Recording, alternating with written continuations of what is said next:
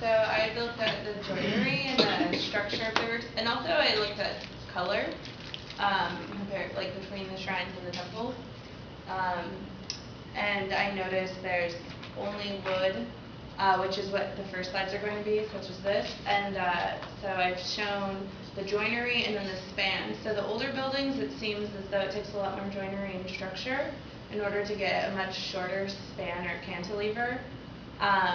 And so these are examples of that. So there's an elaborate structure and a different type of joinery, where the beam is in the slot of the joint structure. And then as you get into the newer temples or shrines, it doesn't take quite as much joinery to get a much longer span. So that's what's being shown. This one's hard to tell.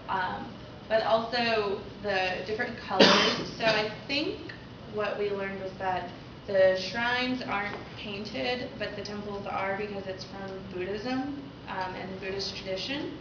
And so they're painted red, or that orange color. And the shrines for Shinto are only the natural wood. So now we're moving into the temples, but again, much less joinery here, and then the span is a bit longer than some of the others. And then these temples seem to not have been repainted more recently. So it's kind of interesting. Like, this is clearly, it's been painted at some point, but not in a very long time. And there's a lot of joinery for a very short span. So it was interesting, and I don't know why some are repainted and some aren't, other than I can only think of if it was more recently had to be rebuilt or something due to either fire, earthquake, or World War II.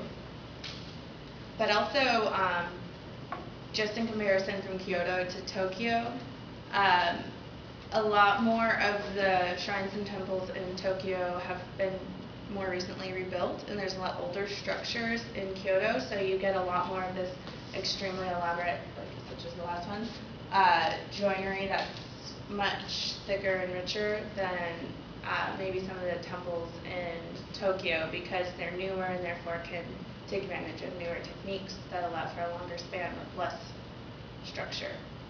So that's something I noticed there. And then there's a lot of different types of joinery also. So there's these long beams spanning, going in, and then others it's solely made up of these small wooden pieces. This one's a bit different because of the orthogonal angle that they position it at, which didn't exist in some of the other ones that come out. Yeah, and this one with the beam coming straight out and this supporting underneath. Do you think that's original, the dragon? Oh, the dragon? Probably not, but yeah, maybe. It's not. The roof is coming down, so. Right. Yeah, it's not original. It's reinforced.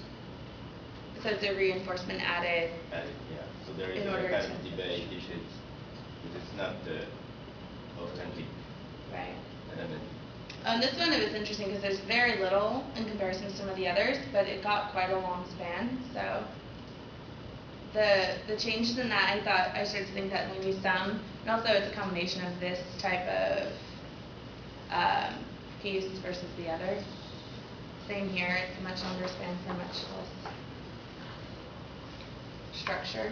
これってなんていうの誰か歴史に詳しい人I asked the name of the... Oh yeah, I don't know what to call that.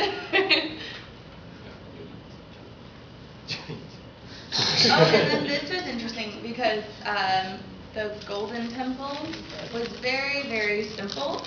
And then we found out that it wasn't a temple at first, it was a villa or a house. And so it didn't use the same technique or joinery, as much simpler, which also we'll see. I think I have some from Katsura Villa.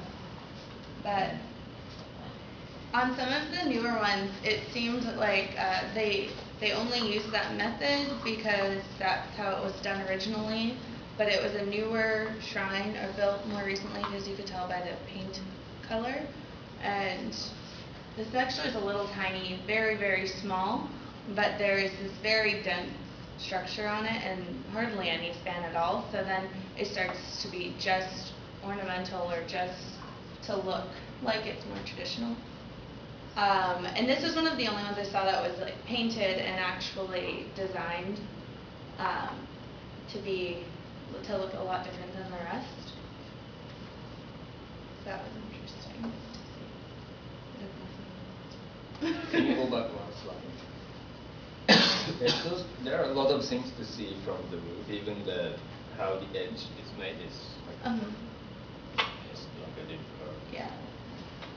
Yeah, this was interesting. It was just off one of the paths we were walking. It wasn't part of a shrine. But we've seen quite a few of those where they're smaller shrines. Question. The question, I guess. Not know the answer. Sorry. It's okay. I noticed that some of the cuts, like here you see is white. Yeah. And some of them are yellow. Yeah. So the white. Well, I asked Sohei at one point, and so first of all, the paint is to prevent the wood from deteriorating, so that water can't get into the cut. So that's why they paint the ends. And then eventually it started to just become an accent to make it look like more, just to be an ornamental piece kind of. So that's why things like this are painted. But originally it was just these. In terms of the white versus the gold or the yellow, I'm not entirely sure, but my guess would be maybe it's a difference in what type of building it is. So maybe I think most of the temples are white. Or maybe that's not true because Meiji Shrine is white and that's a shrine, so. But do you see yellow in temples? I've never seen gold or yellow in the temples, so those maybe like the villa or the more elaborate structures that aren't temples but just meant to be solely aesthetic. Have that maybe? Yeah. 今この小口を白く塗ってるのはなんでなんだっていう質問で、かつこう黄色かったり白かったりする。違いは何なのっていう話をして、俺は答えられないんだけど、なんで塗ってるかは答えられるけど、色の違いとか、I'm explaining to my student like what kind of question and what we should be able to ask. まあ、あと最初はこういろいろさ屋根の、まあ、瓦だったりこう板葺きだったりこうかやぶきだったりとかあるじゃん。そういう材料の違いに着目してて、次の人は鬼瓦とか瓦の先のこう丸いところにこう家紋みたいなやつを作ってるんですけど、そういうこう装飾的なのを着目してて、それが何なのかとかいうのも意外とこう聞かれたりする。